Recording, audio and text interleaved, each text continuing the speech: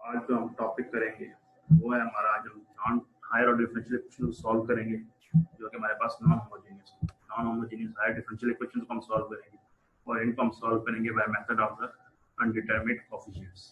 ये हमारा last method है इसको सॉल्व करने का, हायर और डिफरेंशियल इक्वेशंस को कैसे सॉल्व किया जाता है। लास्ट टाइम हम जो किया था वो थी हमारे पास होमोजेनियस डिफरेंशियल इक्वेशंस, और आज हम इनको सॉल्व करेंगे जो कि हमारे पास है non homogeneous differential equations.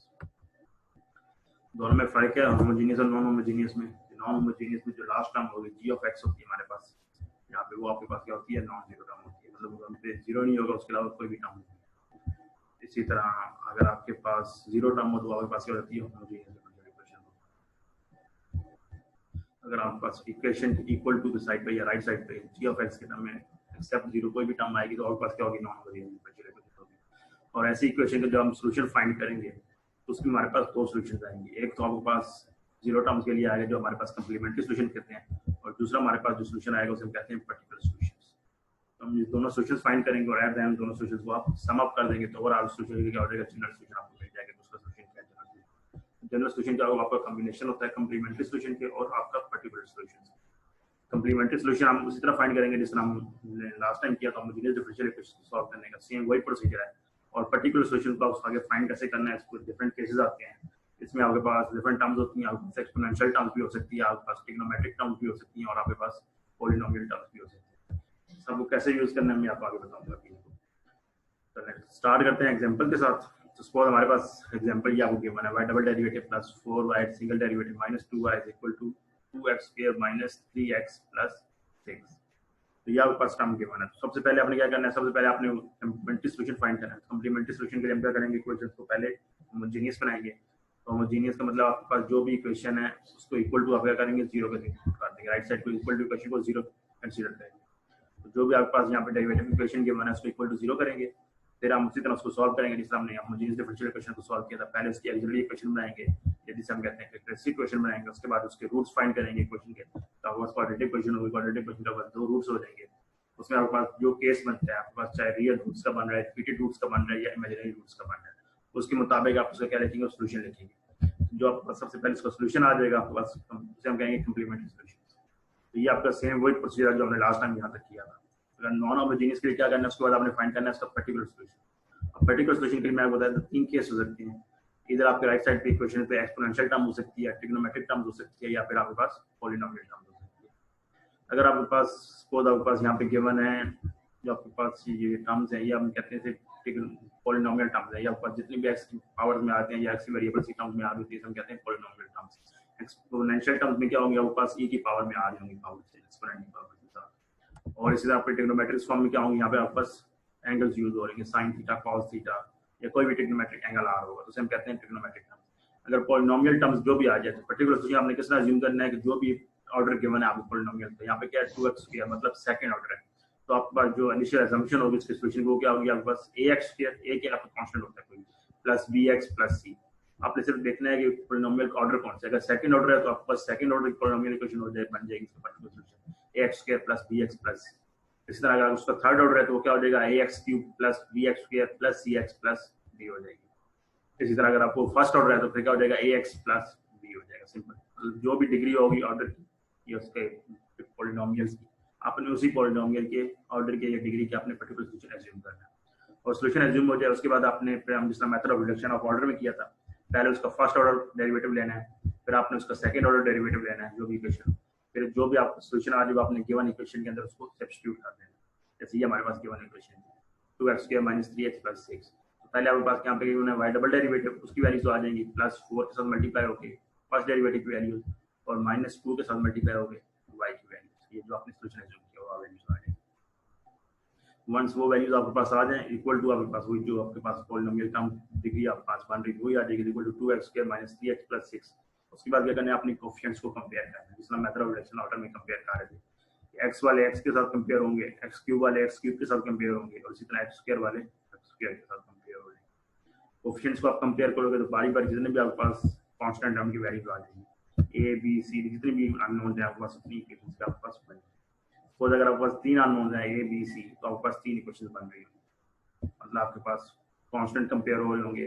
Constant मतलब इसके एक्सेल कोई टर्म नहीं आ रही है। दूसरे आपके पास सिंगल फर्स्ट डेरिवेटिव एक्स वाले टर्म्स कंपेयर हो जाएंगे, दूसरी आप थर्ड आप फर्स्ट हो जाएगी, सेकंड एक्स स्क्वायर वाले टर्म्स कंपेयर हो जाएंगे। जैसे हम गिवन इक्वेशन में देख रहे हैं आपके पास क्या आप राइट साइड पे आ रहा है -2ax स्क्वायर, तो यहाँ सबसे पहले क्या करेंगे आप हायर ऑर्डर डेरिवेटिव को कंपेयर करते हैं, यहाँ मैक्सिमम डेरिवेटिव कितने हैं स्क्वायर के टर्म्स में, तो स्क्वायर में क्या आता है -2a है और दूसरी साइड पे एक्स स्क्वायर के साथ क्या आ रहा है यहाँ पे टर्म सिर्फ आ रहा है 2 आ रहा है, तो इक्वल टू 2 होता है। ये कंपेयर कोएफिशिएंट इसके यहाँ से सॉल्व करेंगे तो आपके पास a की वैल्यू आ जाएगी जो कि आपके इसके आ जाएगी -1। इस तरह नेक्स्ट टर्म क्या है आपके पास x की वैल्यूज, x की जितनी वैल्यूज भी हैं उन सबको आपने कंपेयर करना है। तो x की वैल्यू यहाँ पे क्या आ रही है +8ax आ रहा है, तो यहाँ पे क्या आ जाएगा 8a आ जाएगा। दूसरी टर्म्स में क्या आ रहा है -2b, यहाँ पे -2bx आ रहा है, तो x नहीं आएगा, सिर्फ आपको क्या आ जाएगा -2b इज इक्वल टू कैसे आ जाएगा यहाँ पे क्या गया सिर्फ -3x इक्वल टू -3 हो जाएगा। यहाँ पे a की वैल्यू आपने पहले कैलकुलेट कर लिया, उसको सब्स्टिट्यूट करेंगे -1, उसको सॉल्व करेंगे और आपके क्या आ जाएगी बस b की वैल्यू आ जाएगी -5/2। फिर लास्ट टर्म की आपने कांस्टेंट को कंपेयर करना है, कांस्टेंट का मतलब इसके साथ ना x आ रहा हो ना x स्क्वायर आ रहा है, तो वो कौन सी टर्म है, जैसे 2a है इसके साथ कुछ मल्टीप्लाई नहीं हो रहा, इसके अलावा और क्या 4b है और n पे क्या आ रहा है -2c, वो वाली सारी टर्म्स आपने लिख देनी है इक्वल टू यहाँ पे कांस्टेंट राइट साइड पे क्या 6 है इक्वल टू क्या हो जाएगा 6। तो सॉल्व करेंगे तो आपके पास c की वैल्यू आ जाएगी -9। तो एट द एंड फिर आपके अभी आपके पास तीनों वैल्यूज आ गई, a की भी आ गई है, b की भी आ गई, c की भी आ गई, सबकी वैल्यूज आ जाए। फिर आपने गिवन जो सॉल्यूशन एज्यूम किया था पर्टिकुलर सॉल्यूशन वो कहता है ax के प्लस bx प्लस c, वहाँ पे उसकी वैल्यू सब्स्टिट्यूट कर दो। पहले a की वैल्यू सब्स्टिट्यूट कर दी मतलब -1 आई, वो क्या आ जाएगा -x स्क्वायर हो जाएगा प्लस bx, b की वैल्यू क्या आपके सही है -5/2, तो आ जाएगी -5/2x प्लस c की वैल्यू क्या है -9, या पर्टिकुलर सॉल्यूशन क्या आ जाएगा -9। अभी आपके पास पर्टिकुलर सॉल्यूशन क्या बन गया -x स्क्वायर -5/2x -9 और कम्प्लीमेंट्री सॉल्यूशन आपने पहले यहाँ पे इसको फाइंड कर लिया जो कि आपके पास इमेजिनरी रूट्स का बनता था उसकी बेस पे, तो c1 e raised to power -βx plus c2 e raised to power βx जो पास वैल्यूज बन गई। सॉल्व करेंगे एट द एंड आप दोनों को सम अप कर देंगे तो आपको बस क्या आ जाएगा, उसके पास दोनों को जब जमा कर देंगे मतलब दोनों को जनरल सॉल्यूशन लिखेंगे वो आपको बस क्या बन जाएगा y complementary plus y particular, जब कम्प्लीमेंट्री सॉल्यूशन क्या हो जाएगा जनरल सॉल्यूशन तो क्या हो जाएगा दोनों टर्म्स का सम अप हो जाएगा, मतलब c1 प्लस c2 प्लस ये पर्टिकुलर सॉल्यूशन, तो ये उसका आंसर आ जाएगा ओवरऑल। इसी तरह एक और एग्जांपल हम देख लेते हैं, यहाँ पे क्या आ गया आपका y double derivative -y plus y is equal to 2 sin x। अब ये कौन सा फंक्शन मान गया, ट्रिग्नोमेट्रिक फंक्शन मान गया आपका sin x आ रहा है। ऐसे केस में सबसे पहले तो आपने वही फाइंड करना है जनरल सॉल्यूशन, जो होगा आपके पास क्या है कम्प्लीमेंट्री सॉल्यूशन आप फाइंड करेंगे, पहले उसकी ऑक्सिलरी इक्वेशन बनाएंगे, उसको सॉल्व करेंगे, उसके रूट्स निकालेंगे, जो रूट्स मान लो उसके मुताबिक आप उसका केस डिफाइन करेंगे, उसके ये केस मान लेंगे। उसके बाद पर्टिकुलर सॉल्यूशन के लिए आपने क्या करना है कि जब भी आपके पास ट्रिग्नोमेट्रिक फंक्शन आ जाएगी तो उसकी रेजोल्यूशन आपने हमेशा ये करनी है a sin x या a sin theta plus b sin theta. तो यहाँ पे थीटा की वैल्यू क्या आ रही थी 3x आ रही थी, तो आपका रेजोल्यूशन क्या हो जाएगी a sin 3x plus b cos 3x। तो असम्पशन आपके पास हमेशा हो जाएगी a sin theta plus b cos theta, जो भी वहाँ पे उसका एंगल बन रहा हो। अगर 5x एंगल होता तो 5x आ जाता, सिंपल x होता सिंपल x आ जाता, थीटा होता थीटा आ जाता, जो भी वहाँ पे उसका एंगल बन जाएगा। फिर आपने इसका वही करना है, उसको फर्स्ट डेरिवेटिव लें तो उसका सेकंड डेरिवेटिव लें, फिर उसको गिवन इक्वेशन के अंदर सब्स्टिट्यूट करना है आपने, फर्स्ट वालों को सेकंड वालों को कंपेयर करना है, कोएफिशिएंट्स को कंपेयर करेंगे तो आपके पास क्या आ जाएगी, पहले आपका कंपैरिजन हुए सेकंड ऑर्डर सबसे पहले आप x स्क्वायर का कंपैरिजन करेंगे, उससे आपके पास एक वैल्यू आ जाएगी, फिर दूसरी को x को कंपेयर करेंगे तो उसके पास दूसरी वैल्यू आ जाएगी। उसके बाद आप अभी अब यहाँ पे क्या बनेगी, दो ही वैल्यूज बन गई, a और b आप दोनों निकालेंगे, दो ही आ जाएगी। इसके बाद अगर आप किसी कांस्टेंट को कंपेयर कर भी लो तो उससे भी आपके पास वैल्यू आ सकती है, लेकिन दोनों में से कोई एक वैल्यू ही होगी। तो आप अभी आपके पास जितने भी अननोन है मतलब आपने उनकी यहाँ पे वैल्यूज फाइंड करनी है कंपेयर करके कोएफिशिएंट्स की। समटाइम ये भी रिपीट हो रही होंगी वैल्यूज, मतलब सेम वैल्यूज भी रिपीट होंगी। अगर आपको जैसे यहाँ पे 3 इक्वेशन बनी है तो 2 आपको चाहिए थी, 2 बन जाएंगी, तीसरा जो आंसर निकलेगा वो इन दोनों में से या ए का निकल होगा या बी का निकल होगा, तो आपका आंसर से वेरीफाई भी हो जाएगा। तो जब आपके पास तीसरा आंसर भी आ जाए तो आपको आ जाएगा पर्टिकुलर सॉल्यूशन आप निकलो, फिर उसके बाद जो आपने एज्यूम किया था a sin थीटा की वैल्यू क्या आएगी 6/73 sin 3x माइनस b की वैल्यू क्या है -16/73 sin cos 3x आ जाएगी। इसका जनरल सॉल्यूशन क्या हो जाएगा y complementary plus y particular, इन दोनों सॉल्यूशंस को सम अप करके लेंगे तो क्या आ जाएगा यहाँ पे y e raised to power half of x into c1 cos of √3/2x plus c2 sin of √3/2x और साथ में ये पर्टिकुलर सॉल्यूशन वैल्यू ले लेंगे, तो यहाँ बस क्या बन जाएगा ओवरऑल उसका जनरल। इसी तरह ये तो था बेसिक फंक्शन। इस तरह अगर आपके पास पॉलिनोमियल ट्रिग्नोमेट्रिक अगर एक्सपोनेंशियल टर्म भी आ जाए तो उसका भी आपने सेम इस तरह करना है, सेम प्रोसीजर के साथ, मतलब ऑक्सिलरी इस तरह के ऑक्सिलरी इक्वेशन लिखेंगे, उसका एक्सपोनेंट अज्यूम करेंगे a e raised to power जो उसका x पावर हो 3x हो 4x हो जो भी एक्सपोनेंट की पावर वो आ जाएगी। तो इस तरह आप फर्स्ट डेरिवेटिव लें, सेकंड डेरिवेटिव लें, गिवन इक्वेशन में सब्स्टिट्यूट करें, कोएफिशिएंट्स को कंपेयर करें, अननोन कांस्टेंट्स की वैल्यूज फाइंड करें और उसके बाद उसका पर्टिकुलर सॉल्यूशन लिखें और एड एंड दोनों को सम अप करते हैं तो आपको बस क्या आ जाएगा, जनरल सॉल्यूशन आ जाएगा। ये तो था आपके पास सेकंड ऑर्डर के। इसी तरह अगर थर्ड ऑर्डर भी आ जाए तो उसका भी सेम यही प्रोसीजर है। थर्ड ऑर्डर आ जाए, फोर्थ, फिफ्थ, कोई भी हायर ऑर्डर आ जाए तो उसका भी ये सेम यही प्रोसीजर। बस थर्ड ऑर्डर के क्या होगा, आपके पास 3 टाइम आपको डेरिवेटिव लेना पड़ेगा। जब 3 टाइम डेरिवेटिव लेंगे तो आपके पास अननोन यूज केस में ज्यादा हो जाएंगे। उसमें सपोज अगर पॉलिनोमियल हम देखें तो थर्ड ऑर्डर के लिए पॉलिनोमियल क्या हो जाएगा, आपके पास ax³ plus bx² plus cx plus d। तो आपके पास कितने मान लेंगे, 4 अननोन होंगे, a b c और d। तो इस तरह फिर आपको 4 कंपेरिजन करेंगे, प्रोसीजर आपका सेम ही है, इस तरह सॉल्व करें। समटाइम क्या होता है कि आपके पास जो गिवन इक्वेशन है, जो नॉन होमोजेनियस डिफरेंशियल इक्वेशन है, वो कॉम्बिनेशन होती है। यहाँ पर मतलब उसके राइट साइड पे सिर्फ एक्सपोनेंट टर्म नहीं आ रही होगी, सिर्फ ट्रिग्नोमेट्रिक नहीं आ रही होगी, बल्कि उनके दोनों का कॉम्बिनेशन आ रहा होगा। कभी एक्सपोनेंट और कॉम्बिनेशन कंबाइन हो रही होगी, कभी ट्रिग्नोमेट्रिक और पॉलिनोमियल ऐड अप हो रही है। उस केस में क्या करना है, आपके पास इक्वेशन को अपने सेपरेट कर देना। यहाँ पर इसको यूं अज्यूम कर लो कि आपने दो इक्वेशन बना देंगे। जनरल सॉल्यूशन तो आपको ओवरऑल, क्योंकि आपने सिर्फ लेफ्ट साइड का देख रहे होते हैं, राइट साइड का में लेना देना नहीं होता। कम्प्लीमेंट्री जो सॉल्यूशन होगा वो आपको गिवन इक्वेशन में सेम आपने उससे निकालना है, जिससे हमने पहले किया हुआ है method of homogeneous differential equation को सॉल्व करके उसके रूट्स के निकालने हैं, रूट्स के निकाले केस पर देखना है कौन सा केस बन रहा है, फिर उसको सॉल्व करना है। वो प्रोसीजर सेम रहेगा। जब उसका नॉन होमोजेनियस पार्ट जाएंगे पर्टिकुलर सॉल्यूशन के लिए, तो आपके पास यहाँ पे क्या होगा, उस टर्म्स को अपने सेपरेट कर लेना। जो पॉलिनोमियल टर्म्स हमको अलग कर देंगे, एक्सपोनेंट टर्म्स हमको अलग कर लेंगे, तो आपके पास क्या बन जाएंगे, दो केस बन जाएंगे। जैसे यहाँ पे एक क्या बन जाएगा, g of x क्या आ जाएगा 4x - 5, और इस तरह g2 of x सो क्या वो क्या आ जाएगी 6x e raised to power 2x। तो यहाँ पे क्या आ गई एक्सपोनेंट पावर की आ गई। इस केस में आपके पास क्या आ जाएंगे, दो पर्टिकुलर सॉल्यूशन आ जाएंगे। एक हम y1 कहते हैं, yp1, दूसरे को yp2 कहते हैं। तो पहले आप एक को सॉल्व कर लो, फिर आप दूसरे को सॉल्व कर लो। अच्छा स्टूडेंट, मैं आपको बता रहा था कि सपोज आपके पास मिक्स फंक्शन आ जाए तो उसको सॉल्व कैसे करें। जैसे आपका डबल डेरिवेटिव में आपके पास पॉलिनोमियल टर्म भी आ जाए, साथ में एक्सपोनेंट टर्म आ जाए, या कोई ट्रिग्नोमेट्रिक टर्म आ जाए, या कोई दूसरी टर्म आ जाए, इसको आपने सॉल्व कैसे करना है। सबसे पहले तो अपने कॉम्प्लीमेंट्री सॉल्यूशन फाइंड करना है। कॉम्प्लीमेंट्री सॉल्यूशन तो आपके पास एक ही आएगा पूरी इक्वेशन से, क्योंकि वो आपने सिर्फ अपने डेरिवेटिव वाली फॉर्म्स को फाइंड करना है। लेकिन जो दूसरी टर्म्स होंगी पर्टिकुलर सॉल्यूशन, उसमें जो आपके पास जितनी टर्म्स होंगी उतने ज़्यादा पर्टिकुलर सॉल्यूशन आएंगे। मतलब पॉलिनोमियल के लिए अलग उसका पर्टिकुलर सॉल्यूशन आएगा, ट्रिग्नोमेट्रिक के लिए अलग आ जाएगा। इस तरह अगर उसका कोई एक्सपोनेंशियल टर्म है तो उसका अपना अलग आ जाएगा। जैसे इस केस में हमारे पास क्या, आपके पास दो सॉल्यूशन बन रहे हैं। पहला फंक्शन बन रहा है g of x, क्या आपके पास पॉलिनोमियल बन रहा है, दूसरा g of x इसके लिए बन रहा है एक्सपोनेंट के लिए बन रहा है। अब वो क्या करेंगे, हम इसके लिए दो पर्टिकुलर सॉल्यूशन लिखेंगे, पॉलिनोमियल के लिए अलग बनाएंगे, इस तरह एक्सपोनेंट्स के लिए उसका अलग फाइंड करेंगे, और एट द एंड दोनों को सम अप कर देंगे, तो आपके पास क्या आ जाएगा, ओवरऑल इक्वेशन का पर्टिकुलर सॉल्यूशन हो जाएगा। तो सबसे पहले आप क्या करेंगे, पहली इक्वेशन आप उसको कैसे बना लोगे, आपका बन जाएगी double derivative -2y prime - 3y equal to 4x - 5। सिर्फ आपके पास क्या आ जाएगी, पॉलिनोमियल टर्म आ जाएगी। अब इसमें क्या पॉलिनोमियल डी आपके पास 1 है, तो आपके पास पर्टिकुलर सॉल्यूशन क्या बन जाएगा ax + b। तो सिंपल आपका दो टर्म है, ax इक्वल टू इसका फर्स्ट डेरिवेटिव ले लेंगे तो सिर्फ a ही आएगा, x b वैसे कांस्टेंट 0 आ जाएगा, सेकंड डेरिवेटिव क्या आ जाएगा 0 आ जाएगा। गिवन इक्वेशन में सब्स्टिट्यूट करेंगे, उसको इक्वेट करेंगे पॉलिनोमियल्स के जब गिवन इक्वल टू 4x - 5 पे। उस तरह कोएफिशिएंट्स कंपेयर कर लें, पहले आप x कर लें क्योंकि मैक्सिमम से एक कोएफिशिएंट x है, दूसरा तो पास कांस्टेंट है, कांस्टेंट कर लें या x की पावर 0 कर लें, आपके पास उसकी कांस्टेंट ही हो। उन दोनों कंपेयर कर लें, आपके पास a और b की वैल्यू आ जाएगी, उसके पास तो बस क्या आ जाएगा, फर्स्ट पर्टिकुलर सॉल्यूशन आ जाएगा। इस तरह सेकंड सॉल्व करने के लिए आप सेकंड टर्म्स लिख लें, जो आपके पास क्या थी एक्सपोनेंट की टर्म्स वाली थी, तो उसके लिए आपने सॉल्यूशन किस तरह लिखना है, उसके पास आपके टर्म्स आ जाते हैं जो भी आपसे यहाँ पे मल्टीप्लाई हो रहा है। 6x है तो ये आपके पास क्या आ जाएगा ax + b e raised to power 2x। फिर यहाँ पे स्क्वायर होता है, फिर वो आपका क्या बन जाता है ax square + bx + c into e raised to power 2x। तो यहाँ पे भी सिर्फ फर्स्ट टर्म ही है, तो बस क्या बन जाएगा ax + b into e raised to power 2x। अब इस तरह फिर आप उसका पर्टिकुलर सॉल्यूशन फाइंड करेंगे, फर्स्ट ऑर्डर डेरिवेटिव लेंगे, फिर उसका आप सेकंड ऑर्डर डेरिवेटिव लेंगे। आपको पता है यहाँ दो मल्टीप्लाई हो रहा है, तो यहाँ क्या हो जाएगा, हमारे पास प्रोडक्ट रूल अप्लाई होगा।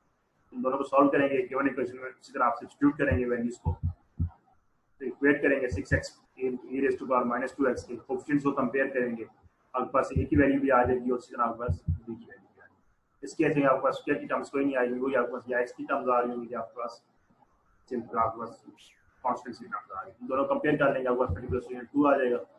इस तरह आप जब सम अप करेंगे तो ओवरऑल जब उसको जनरल सॉल्यूशन लिखेंगे तो क्या आ जाएगा, उसके पास कॉम्प्लीमेंट्री सॉल्यूशन जो आपने पहले निकाला, तो उसके बाद उसका y first particular solution polynomials के लिए साथ में ऐड अप हो जाएगा second order solution for exponents के। इस तरह होगा सॉल्यूशन।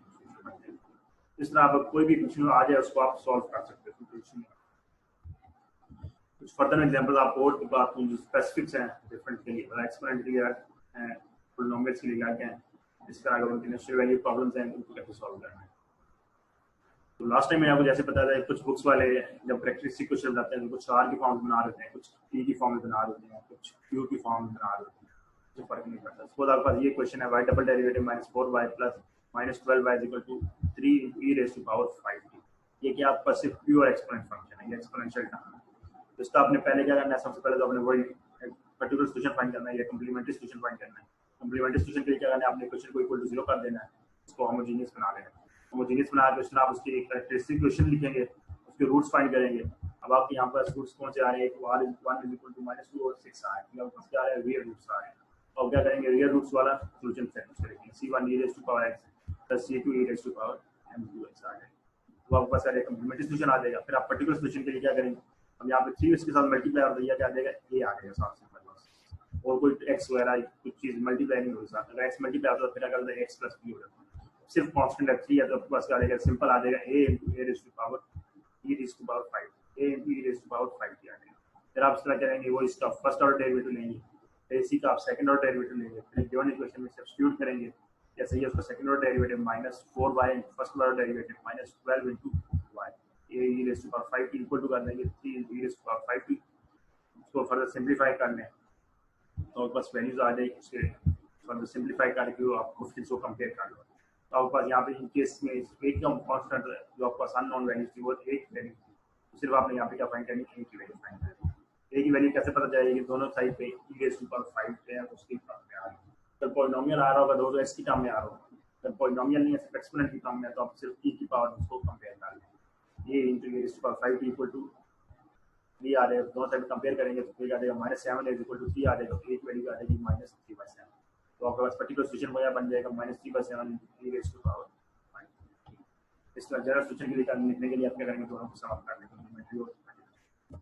इस तरह अगर आपके पास कोई इनिशियल वैल्यू प्रॉब्लम गिवन है, मतलब गिवन इक्वेशन है उसके साथ आपने वही दूसरे इक्वेशन जब पीछे सॉल्व किया, वही गिवन इक्वेशन है उसके साथ आपको उसको डेरिवेटिव गिवन है, तो कोई कंडीशन गिवन है तो आपको एक उसकी 0 ऑर्डर पे गिवन है, उसको फर्स्ट ऑर्डर पे गिवन है। y ऑफ 0 गिवन है 18/7 और y ऑफ फर्स्ट डेरिवेटिव -1/7 आपको गिवन है। ये वैसे ही है जैसे आपको मेथड रिडक्शन ऑफ ऑर्डर में गिवन होती है जो होमोजेनियस डिफरेंशियल इक्वेशन सॉल्व करने के लिए।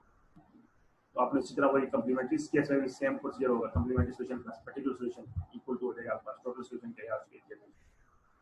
सबसे पहले आपने क्या करना है, इसका कॉम्प्लीमेंट्री सॉल्यूशन फाइंड करना है।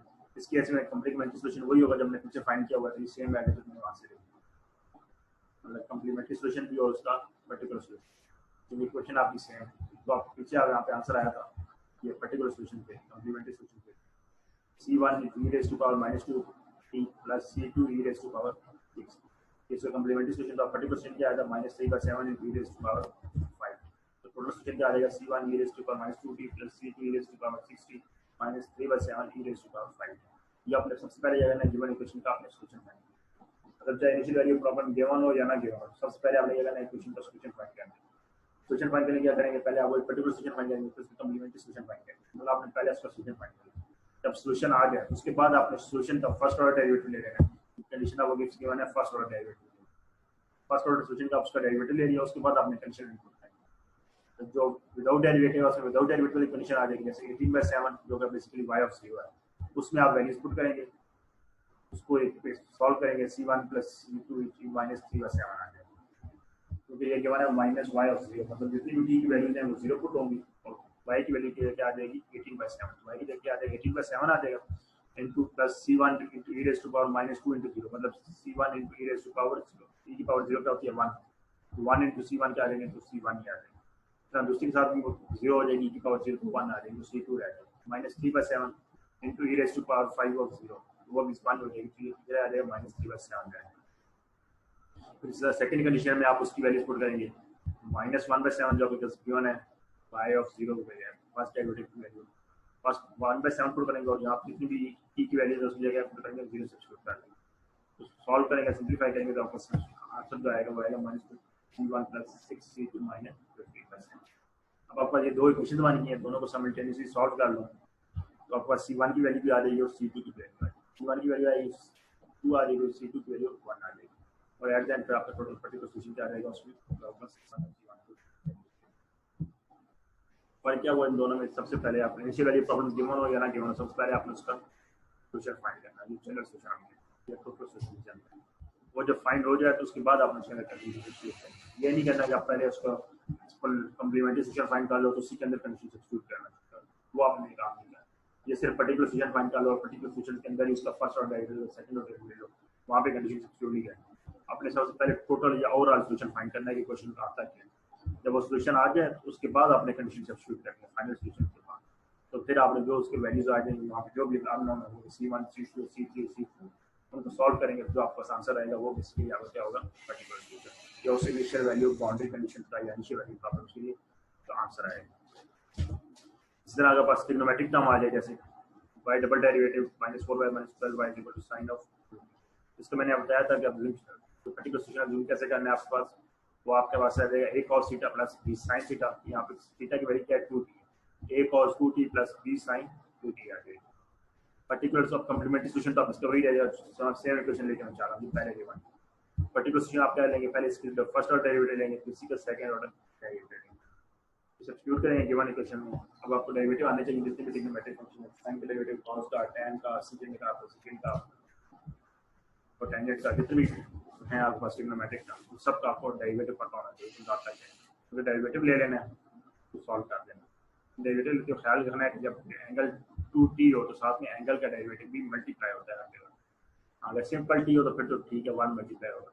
जैसे ये 2t है तो उसका डेरिवेटिव लेंगे तो साथ क्या आ जाएगा माइनस, सेकंड ऑर्डर डेरिवेटिव लेंगे तो -4 हो जाएगा, तो वो साइन कॉस में कन्वर्ट करो तो वहाँ पे -2 आ रहा है उसमें, ठीक आ जाएगा -2। इसने अगर फर्स्ट ऑर्डर डेरिवेटिव लेंगे तो सिर्फ 2 साथ उसकी मल्टीप्लाई होगा, तो एंगल आपने उसको मिस नहीं करना था, मल्टीप्लाई जो हो रहा है उसको मल्टीप्लाई करना। उसके बाद इक्वेशन को आप सिंप्लीफाई कर लो, उसके बाद आपने कोएफिशिएंट्स को इक्वल करना। इस केस में कोएफिशिएंट किसके इक्वल होंगे, साइन का असम्पशन साइन और कॉस में है तो साइन और कॉस के कोएफिशिएंट्स ही आपने इक्वल करने हैं। पहले आप cos 2t के अज्यूम कर लो जो आपका एंगल था, इस तरह फिर आप कंपेयर कर लो sin 2t, तो दोनों के कोएफिशिएंट्स को कंपेयर कर लो, उसको सॉल्व कर लो तो आपके पास दोनों अननोन्स की वैल्यू आ जाएगी, a की वैल्यू भी आ जाएगी, इस तरह आपके पास b की वैल्यू भी आ जाएगी। तो ये दोनों वैल्यूज फाइंड हो जाए तो उसके बाद आप उसका पर्टिकुलर सॉल्यूशन। लास्ट टाइम फिर आपके पास कोई एग्जांपल है पॉलिनोमियल टर्म्स की, उसी जो अंदर कंटिन्यू में कर रहा हूं डबल में फॉर 2t क्यूब। अब ये क्या है थर्ड ऑर्डर डेरिवेटिव आ रही है, उसके इसमें आपके पास क्या आ जाएगा सब मैंने आपको बताया था ax क्यूब, यहाँ पे t है तो at cube plus bt square plus ct plus d आ जाएगा। फिर आपने इसी का फर्स्ट ऑर्डर डेरिवेटिव लेना है, फिर इसी का आपने सेकंड ऑर्डर डेरिवेटिव लेना है, ये हम कई बार रिपीट कर रहे हैं, ये बस ये चीजें बार-बार रिपीट हो रही है। उस तरह फिर आपने जब कंपैरिजन करना है तब यहाँ से पहले t क्यूब का कंपैरिजन स्टार्ट हो जाएगा, फिर t स्क्वायर का, फिर t पावर 1 के कह रहे हैं आप उसको, फिर t की पावर 0 या कांस्टेंट का कंपैरिजन हो जाएगा। चारों कंपैरिजन करेंगे तो चार अननोन में आपके पास चारों वैल्यू आएगी a b c। लेकिन यही होगा पहली को सॉल्व करेंगे तो वहां से एक वैल्यू आ जाएगी, फिर दूसरी में जब सॉल्व करेंगे सेकंड कंडीशन में तो उसमें फर्स्ट जो भी कंडीशन होगा उसकी वैल्यू सामने यूज होगी। जैसे अगर यहाँ पे b की वैल्यू अपने फाइंड करनी है तो उसमें यहाँ पे a की वैल्यू यूज होगी, c की जब फाइंड करेंगे तो उसमें b और c दोनों यूज हो सकती है, दोनों यूज नहीं भी हो सकती हैं हो भी सकती है, लेकिन जनरली ये करना है कि आपने बारी बारी को सॉल्व करना है, एक साथ में सॉल्व करना है। फिर एट द एंड आपने फिर और आपको सोल्यूशन ही लिखना है जो आपने इनिशियल एज्यूम किया होता है। a t cube plus a की वैल्यू क्या है -1/6, c क्यूब b की वैल्यू क्या है +1/6, c स्क्वायर प्लस c की वैल्यू क्या है -1/9 और कांस्टेंट d की वैल्यू क्या है 5/27। ओवरऑल जब इसको समराइज करूं तो आपके पास सिर्फ इसमें नॉन होमोजेनियस में क्या आपने इनिशियल गैस क्या लेना होता है, जो मतलब आपका इनिशियल वैल्यू है आपने उसका पर्टिकुलर सोल्यूशन एज्यूम कैसे करना है। जो कम्प्लीमेंट्री सोल्यूशन तो आपको सेम रहेगा जिस तरह आपने होमोजेनियस को सॉल्व किया था, सिंपल आपके पास वही 3 केस पॉइंट होंगे, वो रूट की बेस पे आपने डिसाइड करना है कि रियल रूट्स आ रहे हैं, रिपीटेड आ रहे हैं या उसके इमेजिनरी रूट्स आ रहे हैं।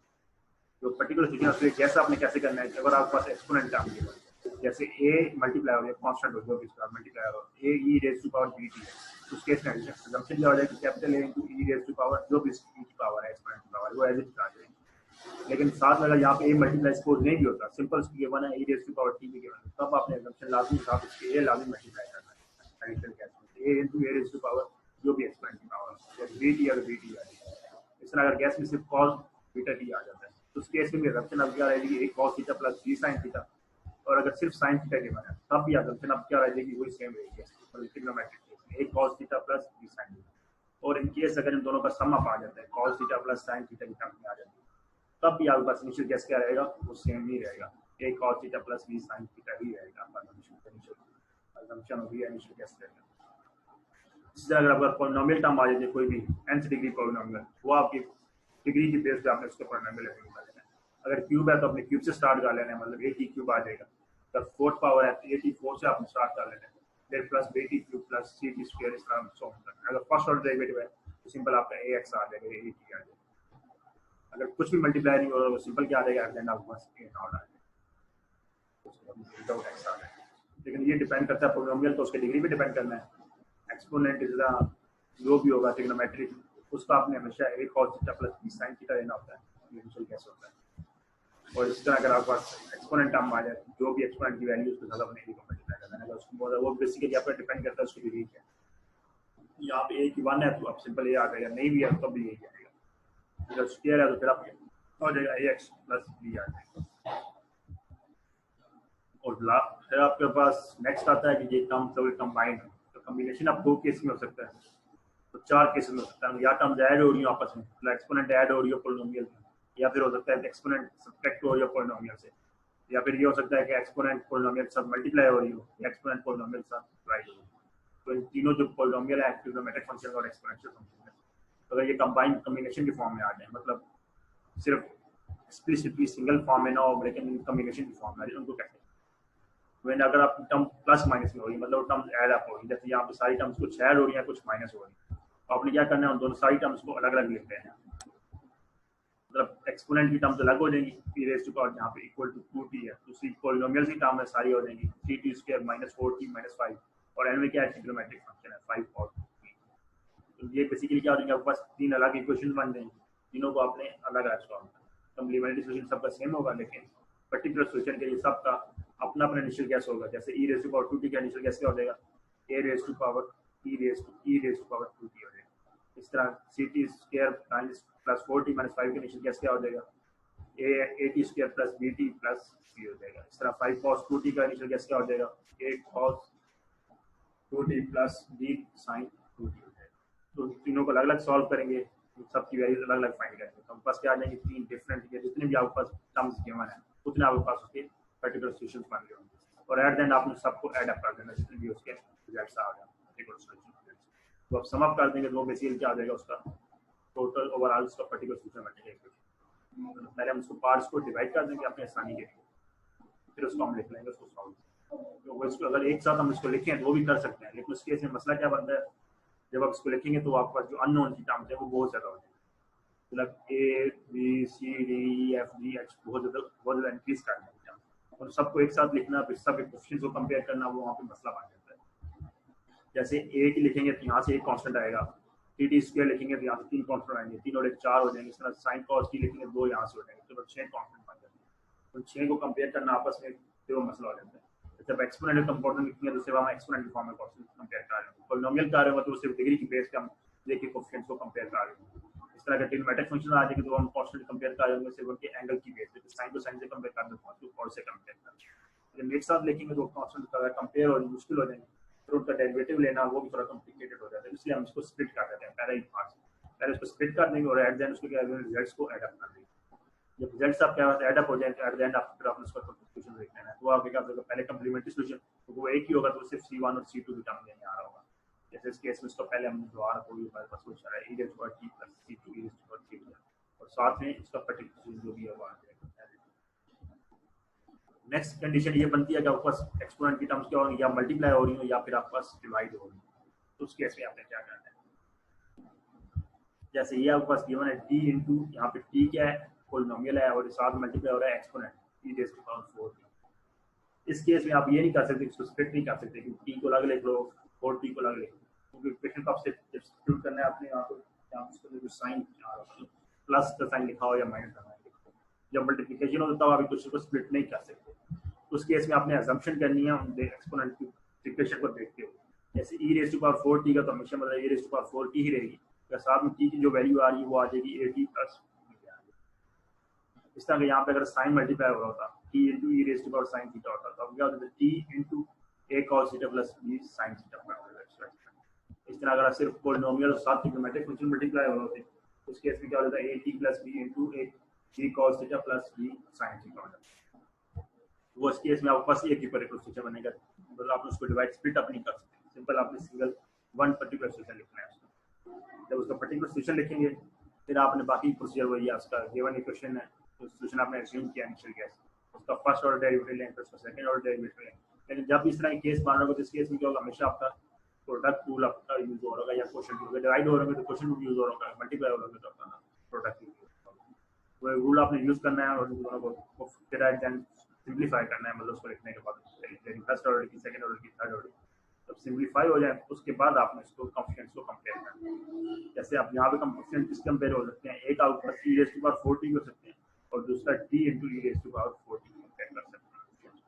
दोनों को कंपेयर करेंगे आपके पास दोनों कांस्टेंट की वैल्यूज आ जाएंगी a b और तो एट द एंड फिर आप उसको लिख सकते हैं। अभी इसमें कोई मसला है तो पूछ लो, कुछ चीज समझ ना आए।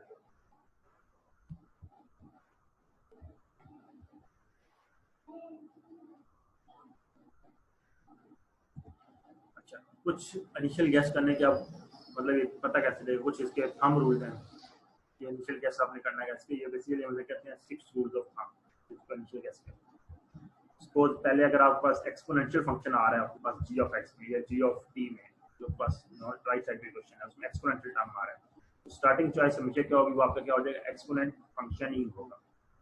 एक्सपोनेंट फंक्शन के लिए आपने हमेशा एक्सपोनेंट फंक्शन ही चूज करना है और उसकी सेम एक्सपोनेंट है, मतलब 2t है तो 2t ही रहेगा, 4t है तो 4t हो जाएगा, -2t है तो -2t होगा, मतलब सेम एक्सपोनेंट।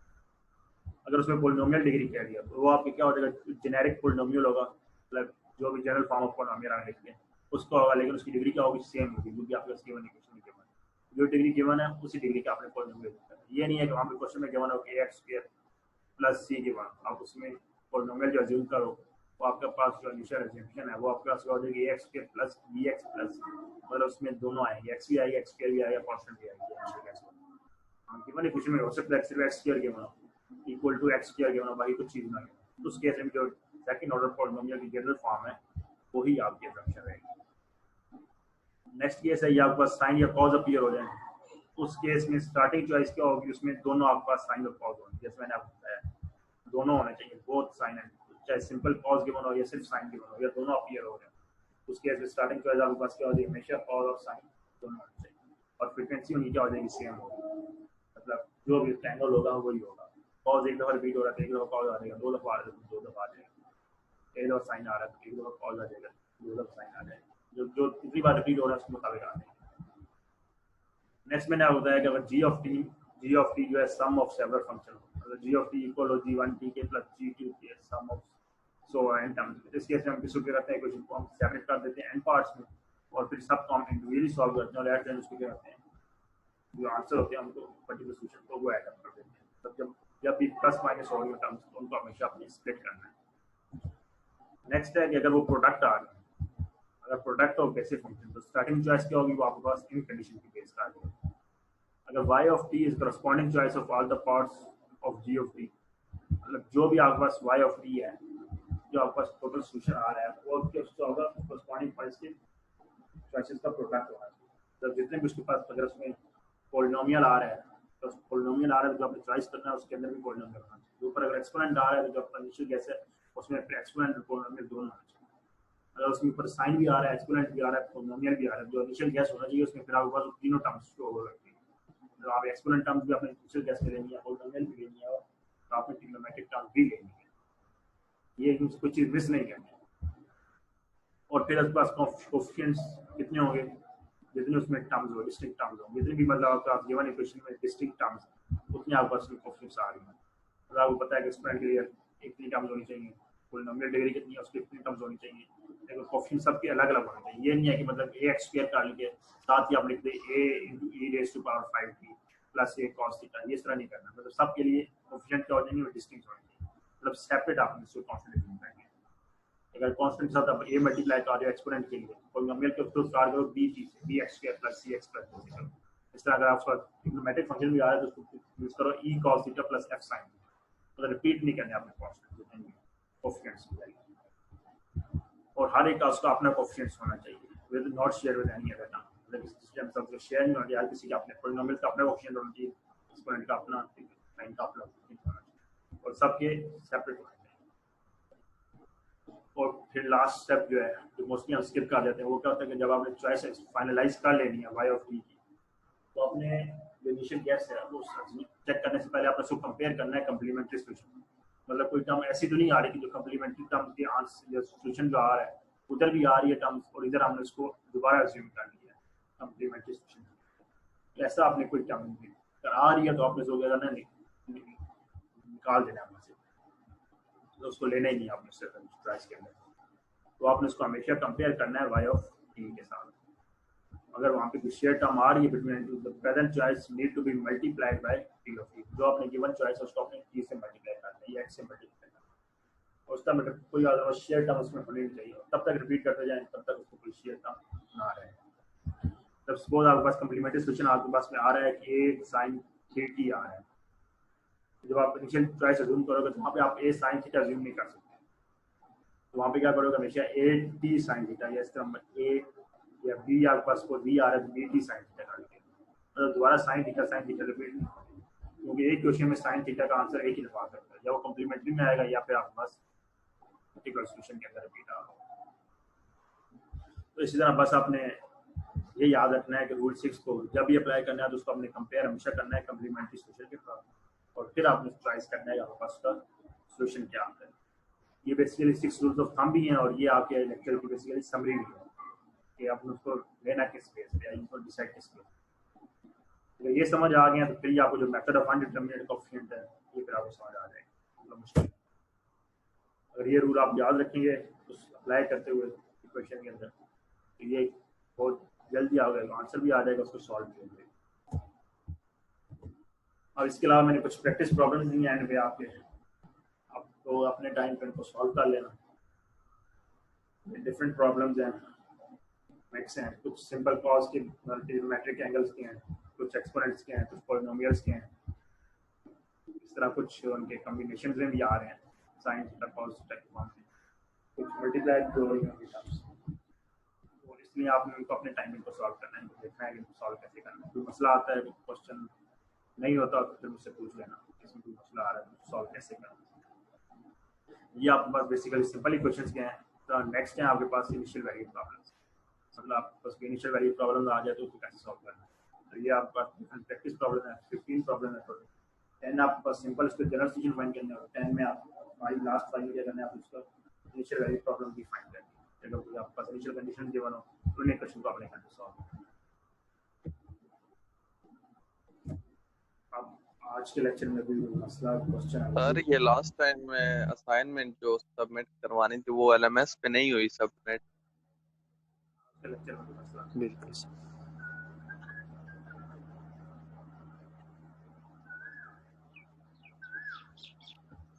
इस टॉपिक में